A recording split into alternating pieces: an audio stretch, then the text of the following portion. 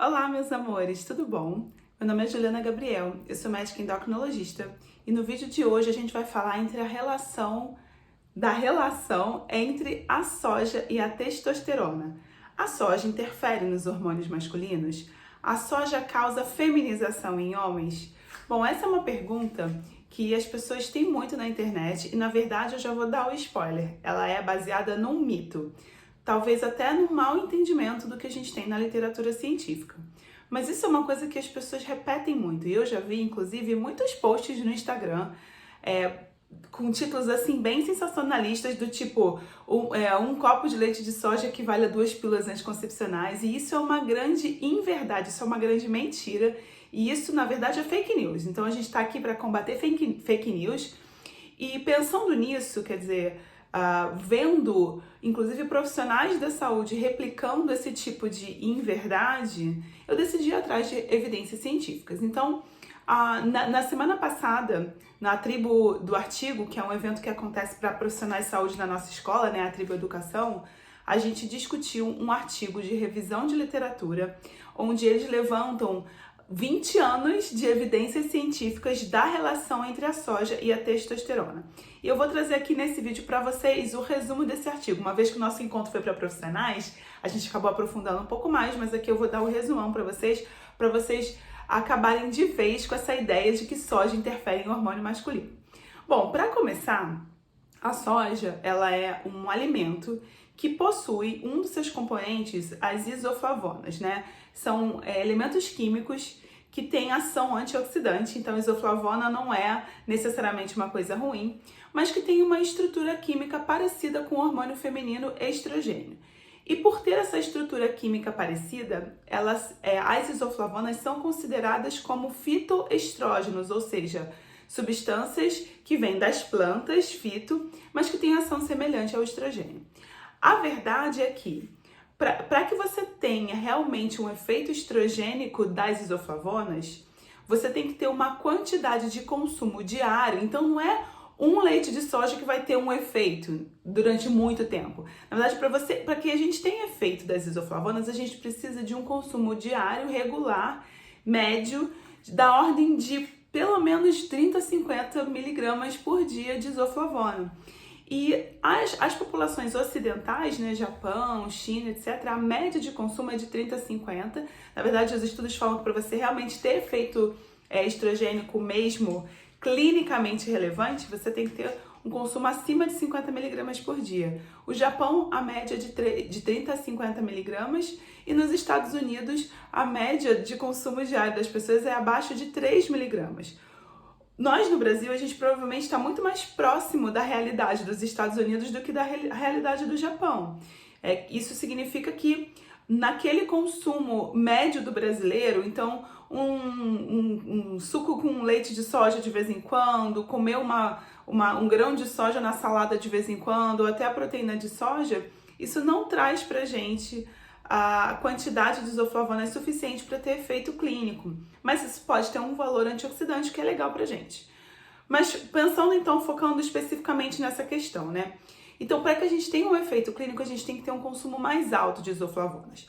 E aí, o que esse estudo fez, né? O que esse artigo fez? Ele separou na literatura diversos trabalhos que comparavam populações que tinham alto consumo de soja, tanto um pouco mais baixo, abaixo de 75 miligramas por dia, quanto acima de 75 miligramas por dia, e avaliou as dosagens de testosterona, de estrogênio, de SHBG, enfim, de uma série de outros compostos no sangue, e eles compararam. Então, quando eles analisaram em conjunto uma série de artigos científicos, eles conseguiram juntar quase mais de 1.700 amostras de homens e de dosagens de testosterona. E eles viram que um consumo de isoflavona, mesmo acima de 75 miligramas por dia, mesmo por um tempo mais prolongado, da ordem de 3 meses, isso não era suficiente para afetar os níveis de testosterona. Então, olha que falácia, né? Quer dizer, quando a pessoa fala, e eu vi um post desse na internet, e eu confesso que eu fiquei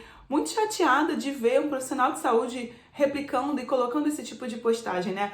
Um copo de leite de soja equivale a 2 pílulas anticoncepcionais. Isso não é verdade, porque para que tenha efeito estrogênico, o consumo tem que ser alto, mais de 2 porções por dia de soja. Lembrando que quanto mais processada é a soja, mais ela vai perdendo isoflavonas. Então o grão de soja ele tem uma quantidade, mas o leite de soja, né, industrializado tem uma quantidade menor. E a própria proteína de soja isolada, etc., ela tem uma quantidade ainda menor, né? E a forma de processamento também interfere nesse nível de isoflavonas no sangue.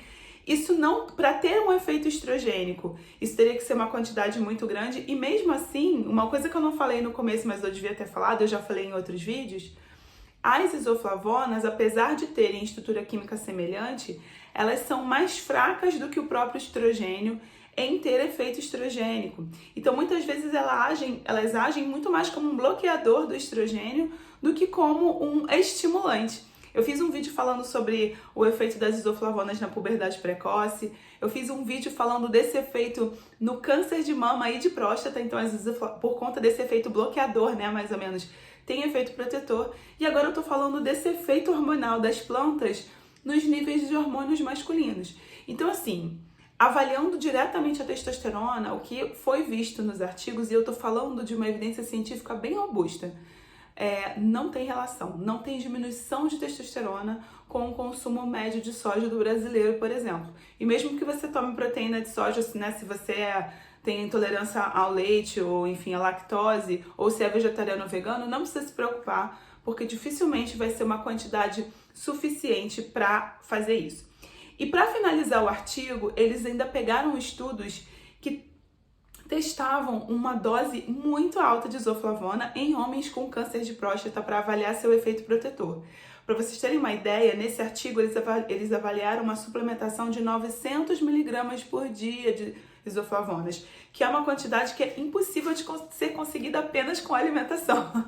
E mesmo nesse grupo, o nível de testosterona caiu um pouco, mas foi da ordem de 5%, ou seja, não foi clinicamente relevante, apesar de ter tido um efeito protetor para o câncer de próstata e na hiperplasia prostática benigna também, de melhorar sintoma, talvez pelo seu efeito antioxidante, mais até do que esse efeito hormonal, tá bom, meus amores? Em relação a estudos que avaliam, então, o impacto dessa isoflavona na presença de ginecomastia, né, que é o crescimento da mama em homens, e no índice de fertilidade, também foi visto que não se teve diferença estatisticamente significativa.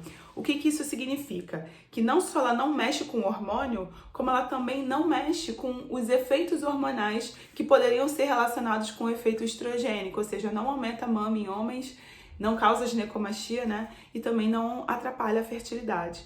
E ainda protege para o câncer de próstata e para a hiperplasia prostática benigna.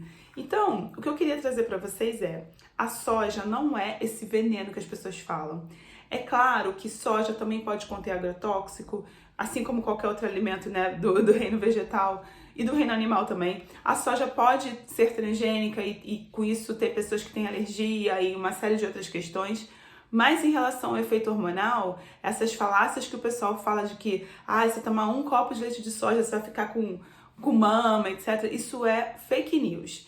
E eu quis trazer para vocês então essa evidência para que vocês me ajudem a divulgar esse conhecimento, para que mais pessoas acessem conteúdos científicos. Inclusive eu vou deixar o artigo que eu falei aqui na descrição desse vídeo, tá? Para quem é profissional de saúde e quiser se aprofundar, ou mesmo para você que é um curioso e quer se aprofundar também, tá bom?